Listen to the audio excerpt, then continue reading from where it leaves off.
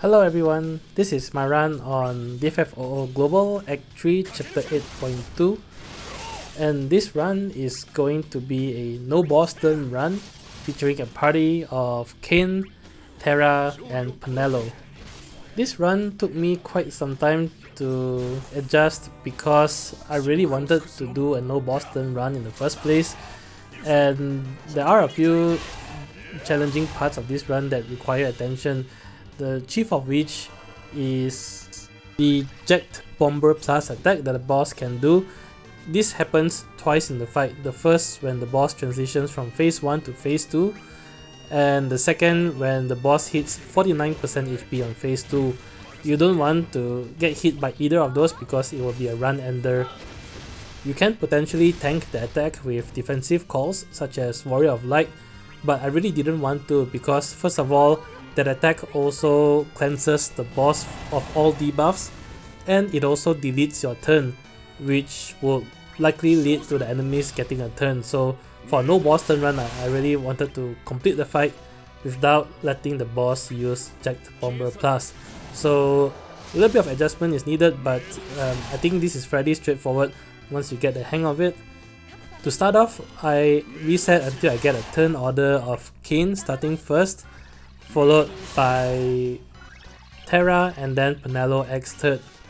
Now as always, I'll also be including a timestamp and more detailed description in the video description as well, so you can check that out if you need more information.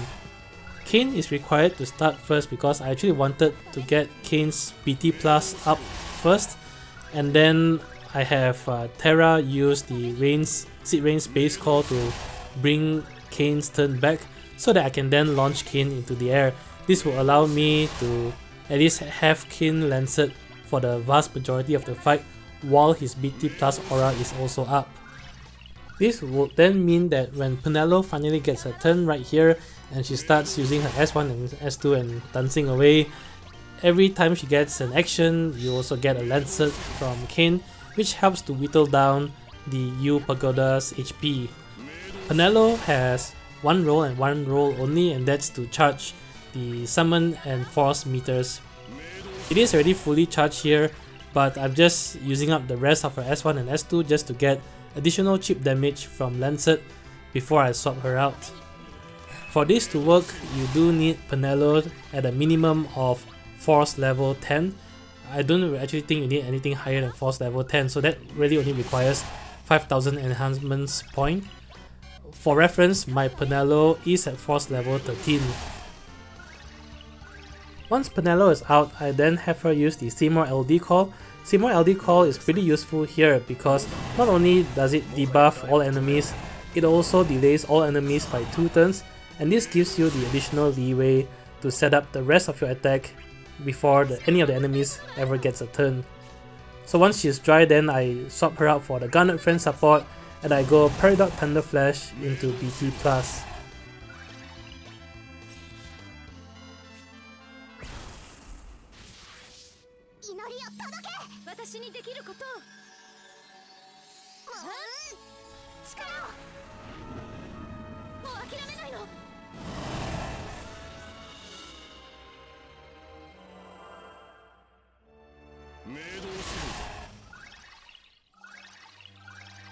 Now that setup is complete, for the rest of phase 1 and the first half of phase 2, this is where Terra comes in.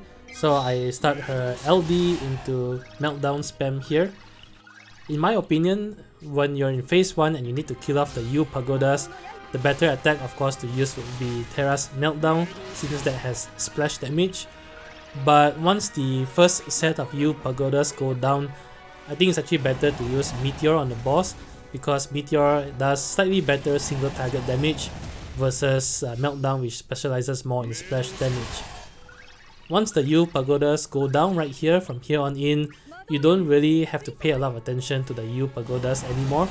The boss will revive them in phase 2, and the boss will infinitely revive them the moment they go down, so there's really no need or no reason to do splash type damage. The battle will end the moment Praska's final Aeon dies, so the focus here is to use Meteor and just burn down the boss as quickly as possible. This is very important right before doing the final attack in phase 1 right here. Note that Vraska's final Aeon only has 5 million HP. Before finishing him off, you must pop your summon, because if you trigger the transition to phase 2, right here it uses regenerate and starts phase 2. So if you trigger the transition to phase 2 inside summon or BT mode, the boss will not use Jecht Bomber Plus. And this is really key, because if you don't and you face tank a Jecht Bomber Plus, it will end your run right here. So coming to phase 2, which is right after Vraska's final Aeon uses regenerate, the boss will now actually have 50 million HP, which is 10 times more than when it first started. And from here on in, each time the Yu Pagodas go down, it will just auto revive them back up to full health. So on phase 2, your primary target is actually the boss right in the middle, and this is why I also use Meteor rather than Meltdown. The goal on this phase of the fight is to finish off the setup and bring Vraska's final Aeon to as close as 50% as possible. However, the caveat is you cannot bring him below 50% before popping burst mode. If you do, you will trigger a Jecht Bomber Plus again, and as always that will actually end your run, because this party has virtually no defensive capabilities. At 89%, the boss will use Jecht Beam, and Jecht Beam always targets the character with lowest HP. And in this party setup, Terra should naturally have the lowest HP, which means she will be the one getting paralyzed. All it really does is just deplete one of her free turns, so it's no big deal. However, do note that you do need to have a final check on your HP before starting the fight, just to ensure that Terra does have the lowest HP among your party members.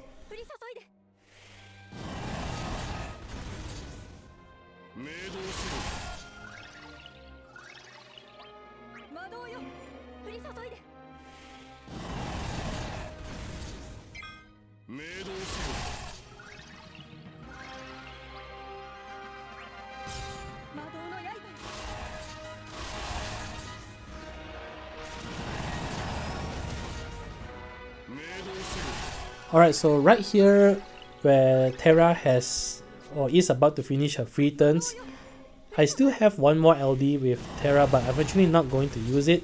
Roughly here the boss is at 70+% HP or so, and instead of going into her LD, what I'm doing is going into her BT+, because over the next 20% or so HP, I am going to complete setup by having Kain use his FR ability to go into FR mode.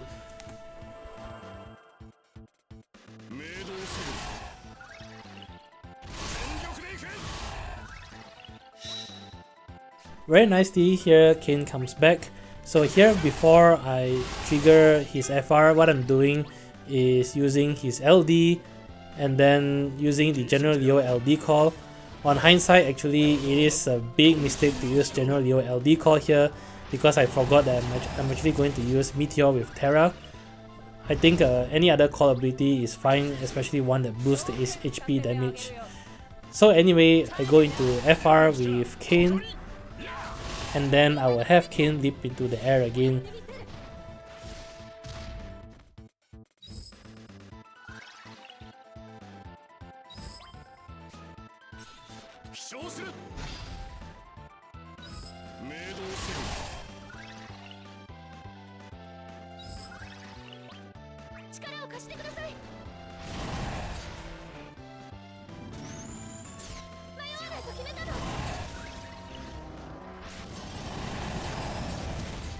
So I'm coming quite close to 50% here, and I'm back on Terra's turn, which is actually quite nice. So here, with 8 turns of force time remaining, I'm using the Cid Raines LD call to get his LD call aura up on Terra, and this allows me to go into Terra's burst mode with 7 turns of force time remaining.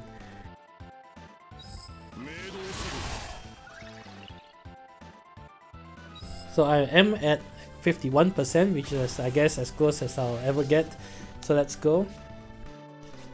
So here my plan is to actually kill off the boss within this burst mode you must kill Braska's final Aeon by the time you do your burst finisher, because if you don't, Braska's final Aeon will use Jecht Bomber Plus and someone will likely die from that attack. This run did take me a few attempts because the trickiest part is to time the damage so that you can start Terra's burst mode as close as possible to 50% and with 7 forced time turns remaining. So here what I did is go into Terra's LD and then I'll be spamming meteors on the boss right until the final attack, which is then reserved for her EX, which does a little bit more damage. Quick note about the gear and the call abilities. Both my Terra and the Garnet Friend support has 5/5 ultimate weapons. My Kain has a 0 out of 5 ultimate weapon equipped.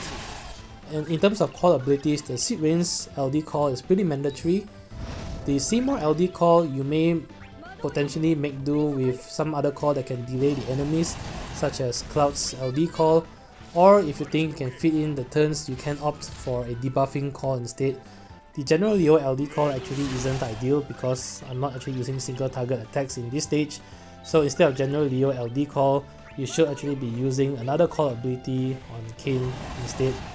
Again, potentially one that boosts Terra's HP damage during her burst mode.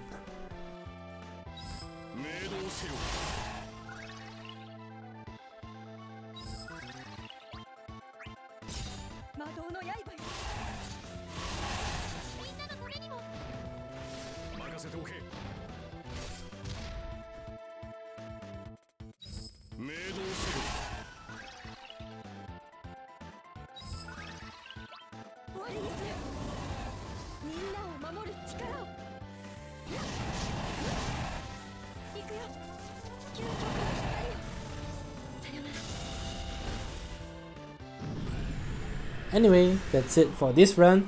As always, I hope the video has been helpful, and if you enjoy the content, please leave a like, comment or subscribe, because it really helps a lot.